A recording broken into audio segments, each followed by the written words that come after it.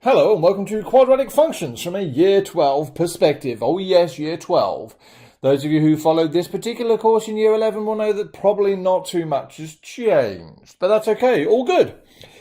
So, as we have seen from previous chapters, and by that I mean that I'm currently sort of following the Cambridge Essential Mathematics for Australia. Not that that makes a huge difference, only that I'm currently living in Australia. But we have worked on all sorts of transformations. And if you remember, transformation can be expressed as a dilation, or a reflection, or, yes indeed, a translation. So these are all of my transformations, and depending on the form they're written, and that was a really bad bracket, depending on the form that they are written, depends on how easy an equation it is to look at and see whether they've been dilated, reflected, or translated. Now, things to note for a quadratic, and I suppose this is the basis of all of the teaching.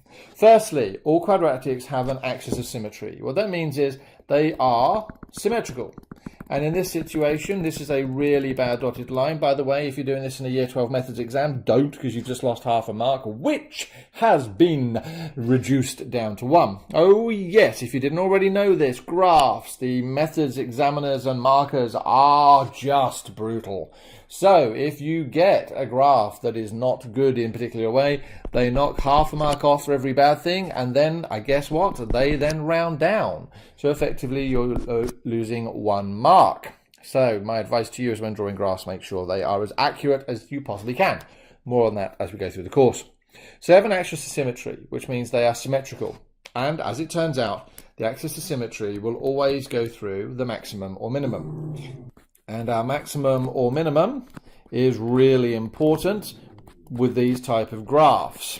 What else do we know? Well, we know they're an even function. That's from the work we've done on chapter 3. And as I've just said there, they have what we call a turning point.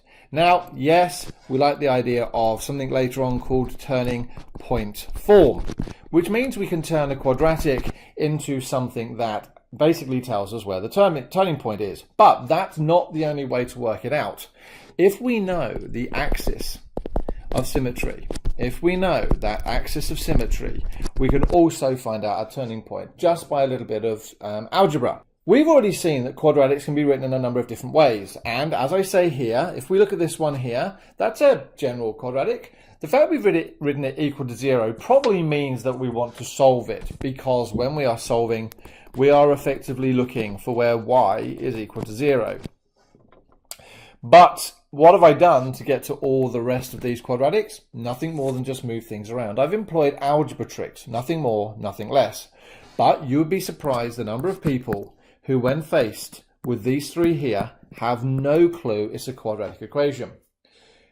Identification of these type of things in an exam actually is, I think, 80% of the work.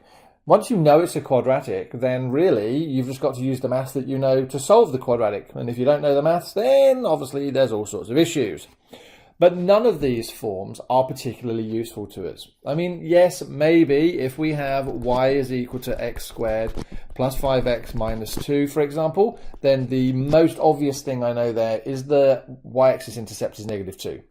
Realistically speaking, otherwise, nothing particularly important at this moment in time. But that will change. So, as I say here, the above simply shows the same quadratics expressed in different ways using algebra tricks. It can be argued that none of them are particularly useful. It could be argued that lots of them are useful, right? Most things can be argued either way. But not the best way of expressing quadratics, my view. And if we've learned anything with regards to translations, and if we look here at our red graph as always being our reference, that is our standard quadratic. It has an axis of symmetry around the line x equals 0, and it has a minimum at the point 0, 0. Now, I always use that as a reference point from now on, but if I now have this equation here, which is y is equal to x minus 1 squared, then what I now know from the work I've done in chapter 3 is that's taking the whole graph and translating it horizontally in the positive direction of the x-axis, 1 unit. Right? So that's nice. What does it actually tell us now about our turning point? Well, yes, our turning point has now gone to 1, 0. Counterintuitive, that -1, but we've probably done enough practice in chapter 3 to know, therefore, that just looking at this graph, we can now suggest that that turning point becomes 1, 0. When we have this graph, we start again with our reference graph. The red graph is our reference graph. There it is, turning point 0, 0. And then here, now, we've got y is equal to x plus 2 all squared. That plus 2 suggests that it's going to move 2 units parallel to the negative direction of the x-axis. And once again, what can we see here? Our turning point has moved from 0, 0 to -2, 0. So again, we can look at this value here and suggest that that has something to do with being able to automatically read off my turning point. And yes, -2, 0. What about vertical translations? Well, again, we've dealt with this previously. Here is my reference, 0, 0. Nicely done this time. I've got 0, 0 on as a coordinate. And my new equation, which is y is equal to x squared minus 3. We note that anything outside of the x, sort of stuck on the end, if you will, is in fact our vertical translation in the direction we're expecting it. So that minus sign is exactly there. It makes us go down by 3. Which now changes our y values. So our minimum now is 0, -3. Why is it 0? Well, because we got our standard x squared. Moving things up, in this situation, we've done a plus 4. And so our turning point has moved from 0, 0 to 0, 4. Well, what happens when we put all this information together? Well, lo and behold, it just becomes even easier. Here's my reference, 0, 0, and now we can see from my blue function, it has a minimum of 2, 4. Now, let's just worry about here for the idea of a maximum or a minimum. Is there a way of looking at an equation and knowing whether it's a maximum or a minimum? Absolutely. If I have y equals x squared, I already know now that is a standard u, and such, that will be a minimum. If I have a minus x squared term, then what we find out is that actually is an n shape, and as such becomes a maximum. Right, so just looking at mine at the moment, I have a positive, so that is y is equal to x minus 2 all squared plus 4. And looking at these values here, that's how I know that my x has been translated to that way. So it's 2, and it's been translated 4 up, 4. So that's my minimum. Now, where is my axis of symmetry here? Straight through the x value. And once I know this here, I know that my axis of symmetry can be simply stated as x equals 2. Well, that doesn't seem particularly difficult, does it? And it isn't. You guys have been doing this since year 10. It might get a little bit more tricky. Well, probably will get a little bit more tricky, but let's just make sure that you understand. So without looking at my graph, which is really impossible because you've probably already done it, I know that -2 is a move 2 that way, and a -6 there is a 6 down. So I now know my turning point is 2, -6, don't forget the -6. And there we are, 2, -6. So those are all transformations, as I say here. All right, when we move horizontally or vertically, we call them translations. And when we stretch the graph, we call them dilations. I'm not going to do too much on this moment about dilations. We've done so much of that in chapter 3 already, or in the previous sections or previous videos. But needless to say, it is important to know what this 2 does and which way it actually stretches. Does it stretch away from my x-axis, or does it stretch away from my y-axis? Well, in this situation, that actually seems to be stretching away from my x-axis. Would you agree? The red one was the original one. This blue one seems to have had all the points move further away from the x-axis. What about this one here, this half x squared? Right, this one is a half. What has it seemingly done? In this situation, it seems to have moved further away from the y-axis. Or it's moved closer to the x-axis. And this is the great thing and the confusing thing about translations and transformations. It's that, depending on how you read this, can depend on how you actually list, but that's beyond what we need to do. So we've now realized, or hopefully we've realized, that having form in the term, so having something in the form maybe 2x minus 3 all squared plus 6 is really useful to me. Yes, admittedly, I haven't done any questions with the 2 in front of me, but that's just a dilation. So having it in this form is really helpful. And that's effectively what this equation here is trying to say. If we can actually write something in that form, then what can we do? We can read off our minimum or maximum.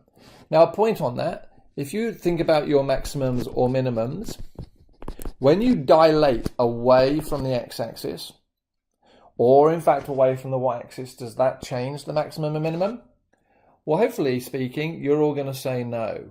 Bearing in mind, looking at these 2 examples here, here's the y equals x squared, 2x squared, x squared and a half x squared. What do we notice about the turning points on both cases? They stay the same. So I suppose the good news there is that whilst this 2 is here in the equation, I can actually still suggest that in that particular instance, my turning point would at 3, 6.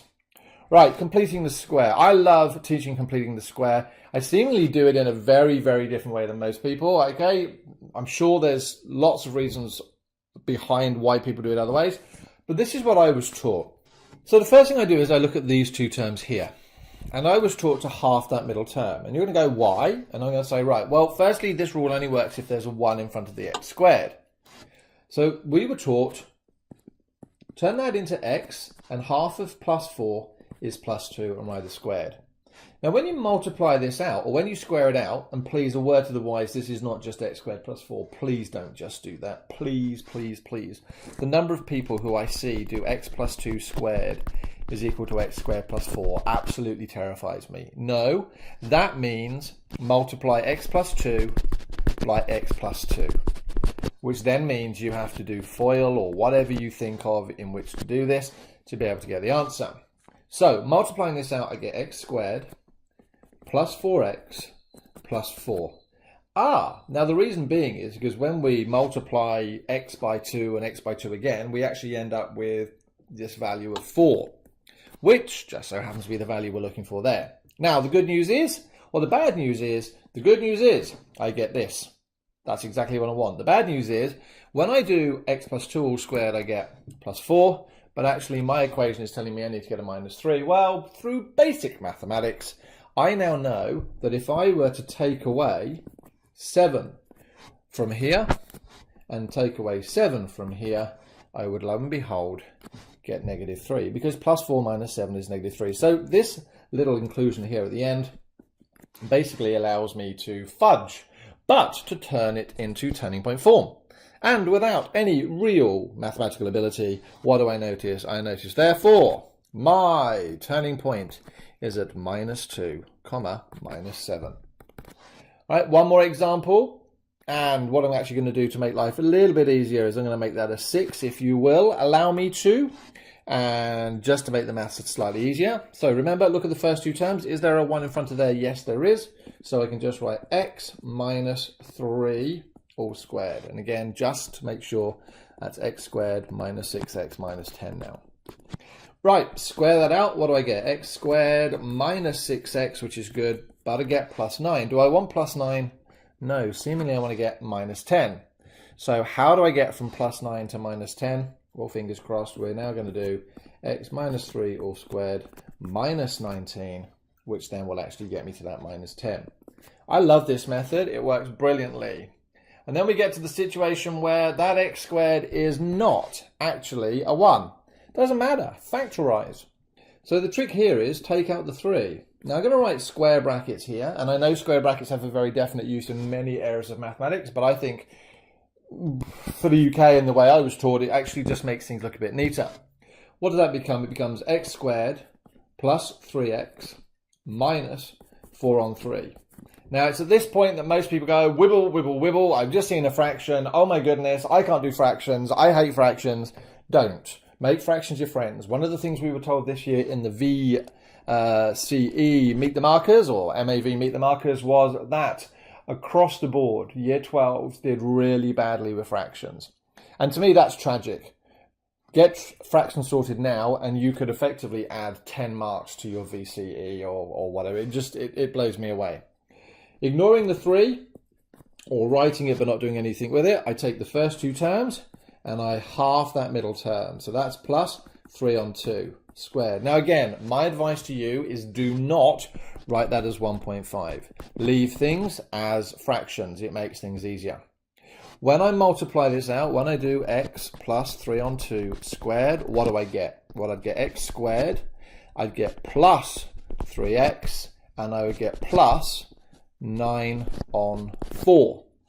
Right, so I've got plus 9 on 4, but I want minus 4 on 3. Right? I want this minus 4 on 3 at the end. How do we do it? Well, the easiest way is do 9 on 4 plus 4 on 3. That will tell me what I've got to take away. Take a common denominator of 12. I've multiplied those two together, so I can multiply the cross corners.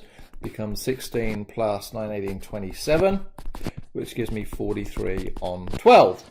So I am now going to take away 43 on 12 and close that square brackets. Again, don't worry about fractions, they're fine. You will get questions that are fractions. Is that the final answer? No, my advice to you is multiply out by the 3. So you get 3x plus 3 on 2 squared minus 43 over, and 3 is going to 12 4 times. Sorry, I said 43 and I wrote 14. Try that again. 43 over 4. And there is my answer. Now from that, I've got all sorts of information. What do I know my turning point? Yes. My turning point will be equal to minus 3 on 2 and minus 43 on 4. Do I know my axis of symmetry? Absolutely. The axis of symmetry is always equal to the x value. So the axis of symmetry is x equals minus 3 on 2. From that one simple form. Now, finding solutions to these things. Remember, when you're finding a solution, you're trying to find out where it crosses the x-axis. You're trying to find out where, and even if, it crosses the x-axis. To do that, we know that we put y is equal to 0. Now, in this situation, as I'm sure you're already screaming at me, if I do x minus 3 squared plus 4 equals 0, I move that plus 4 over, or I take away 4 from both sides, and what do I end up with? A negative number, which in first viewing probably doesn't make a huge difference. But when I get rid of this squared and move it to the other side and square root it, what do I get? I get plus or minus the square root of negative 4. We can't do that. Or can we? This question here, same situation. What do? Put it equal to 0, but now I'm more comfortable that it's going to be actually solvable because I'm going to move x plus 4 squared. I'm going to add 3 to both sides. Then I'm going to get 3. To undo a square, I square root. And again, please be careful. Don't need the bracket there. So let's try that again. X plus 4 is equal to plus or minus the square root of 3. Now, you've got to put the plus or minus in because we're expecting 2 solutions. And if you don't, then theoretically, you're going to miss one of the solutions. So x becomes equal to negative 4 plus or minus the square root of 3. And depending on the exam, and most exams want things to be written in exact form, that's how you would leave it. And this one here, same thing again. Whoa, will we be able to solve this one? Well, actually, no. I can notice that that's already going to give me a negative value, so it can't be solved. Now, we've talked a little bit about the axis of symmetry. That's basically that's where the quadratic cuts in half. It also gives you the value of the lowest x point, right? Because the axis of symmetry goes through the maximum or the minimum. So my advice to you is have this tattooed somewhere. Actually, don't, because that's wrong and probably not necessarily something you will live to love. But my advice to you is to find the x coordinate of the axis of symmetry. You take minus b and divide it by 2a. And then remember, where does that come from? The b comes from the form of ax squared plus bx plus c equals 0. Has to be in that format, equal to 0, for you to get the right values. Now, the quadratic equation, love. I remember being told in year 7 we had to learn this within about a week of walking through the door. We were also doing indices within the first week of walking through the door, if you can believe it. Year 7 in England. You guys do indices in about year 10. Here, maybe year 9. Yuck. UK system was... Anyway, if we didn't actually learn this and be able to recite it, we had large books dropped on our heads. True fact. And again, that formula is really, really useful, and I always use it when the T method or the cross method or completing the square doesn't work. Now, as I say here, square roots absolutely trouble me because that's something that lots of students around the country find really, really challenging. Because if you remember previously, I said you couldn't do the square root of -4. Now, if you're doing special, you'll be shouting at me going, oh, yes, you can, because basically we deal with imaginary numbers. But again, as I say here, and notice the pun, trying to be funny, that's not real maths, so we ignore it in methods, much like terminal velocity. Don't tell a physics student. With the quadratic equation, all right, we can find some pretty awesome thing happening, which gives us a hint as to whether a quadratic will have solutions or not. Now, when I say solutions, you also need to know that that word can be roots, all right? So we're looking at roots, and I don't mean the slightly dodgy variety, okay? So first things first, we notice that we have, if you remember, x is equal to minus b plus or minus the square root of b squared minus 4ac all over 2a. So this thing inside the square root sign has to be a particular set of values. We've already decided it can't be negative because we can't solve a negative value under a square root. This thing here is called the discriminant. Not to be confused with the determinant, which is matrices and inverse order. So it's called the discriminant. Now, if you see that word in an exam, they're looking for you to work out b squared minus 4ac. And again, that's got to be taken from ax squared plus bx plus c equals 0. Those are where you get the values from in that form. Don't get tricked. So b squared minus 4ac, we've already said then, so if that value under the square root is actually positive, i.e. greater than 0, we will get two solutions, or we will get two real roots. So we like that. What happens when it's equal to 0 though, right? What happens when that equals to 0? Well, that's a special case. If we go back to x is equal to minus b plus or minus the square root of b squared minus 4ac all over 2a. Now let's make all of that 0. What do we get? We get minus b plus or minus the square root of 0 all over 2a. Well, the square root of 0 just happens to be 0, so we get minus b plus or minus 0 all over 2a. And when you plus or minus 0, what do you get? You get minus b all over 2a. OMG! It just so happens that I've seen that before, which is the axis of symmetry. Right? Wow. But when we end up with b squared minus 4ac, yes, that gives me the axis of symmetry, but it's more important. What it actually means is that the graph just touches the y-axis.